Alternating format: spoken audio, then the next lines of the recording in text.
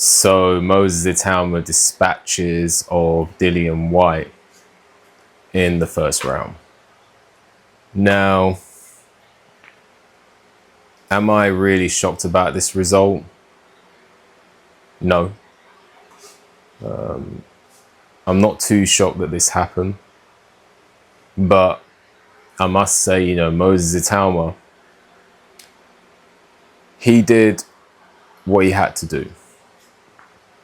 Moses Ituma did what he had to do against Dillian Whyte. It was sad to see from Dillian Whyte's standpoint. You know, Dillian Whyte going out like that. Dillian Whyte has been a good servant to British boxing. And further that, he's gone on to do bits in the world scene. And for me, yeah, it's a little sad to see, but Moses Ituma, he beat, let's have it right, a Dillian Whyte who's past his best, a Dillian Whyte who has never faced a southpaw of credibility, a Dillian Whyte who has always been, or at least in recent times, has been getting hurt regularly. And let's just put things into perspective. Dillian Whyte was selected as the opponent for a reason. He wasn't selected because he was in his prime and firing in all cylinders. This is a Dillian Whyte who made a meal of Ebenezer Tete. A Dillian Whyte who got hurt against Christian Hammer. A Dillian Whyte who laboured to a controversial decision against Jermaine Franklin. Dillian Whyte has not looked the same for a long time. And most noticeably, his punch resistance hasn't looked good for a long time. So that's why he was selected, but it was still a risk. And I was still saying it was a risk, and I was still saying maybe this isn't the right fight for Moses Ituma right now. But Moses Ituma, you know, he proved me wrong there. That's for sure. He proved me wrong.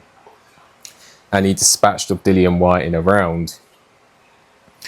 Dillian Whyte wasn't at the races. Everything he did just looked a million miles behind what Moses Ituma was doing. And Dillian Whyte's never been the quickest, but Moses Ituma, he showed his youth, he showed his speed, he showed his tenacity. He was almost moving in a different motion to Dillian Whyte. Dillian Whyte looked like, you know, when you put the camera, a slow motion effect on, the speed gap was that big. And I feel that Dillian Whyte, he almost sometimes tries to do things that are too clever for his body. Like, he was trying to slip and slide and roll, but that was almost making it worse for him. You know, he was catching shots because he was trying to slip, slide and roll, but you got to be agile to do these things. And Dillian Whyte is not naturally agile. So Dillian Whyte would have been better off just having the high guard and, you know, trying to clinch and high guard and, you know, mess his way in, you know, sort of mess his way into the fight, you know, mess about and fiddle his way into the fight. But he tried to be cute, he tried to be clever. And Dillian Whyte has a good boxing brain. He knows what he wants to do, but he hasn't always got the body mechanics to do it. And that kind of is what happened in that fight there. So Moses Ituma gets rid of Dillian Whyte quicker than anyone ever did. Moses Ituma goes in there and does a number on a former contender. And he moves on. To be honest with you, that win there, I don't think he's ready for... I mean, he could go in there and beat a lot of these fights I don't think he's ready for. I know that sounds counterintuitive, but what I mean by that is I think there's no rush with this guy. He's young, talented, could go all the way. Just take your time, you know. Maybe put him in there next against someone like TKB. You know, someone like Nit Webb. Someone, I know people are going to say, what are you doing? But Dillian Whyte's known, but he would lose to a lot of these guys I'm talking about. Maybe even Hughie Fury. you know. Those are my thoughts. A job well done. He did what he was supposed to do, and he moves on from there.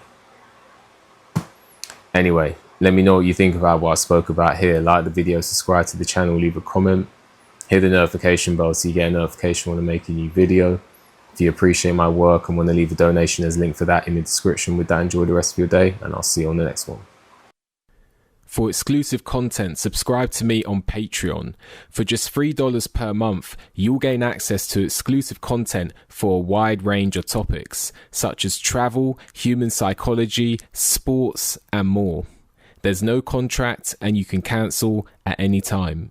So become part of the community on Patreon today. The link is in the description.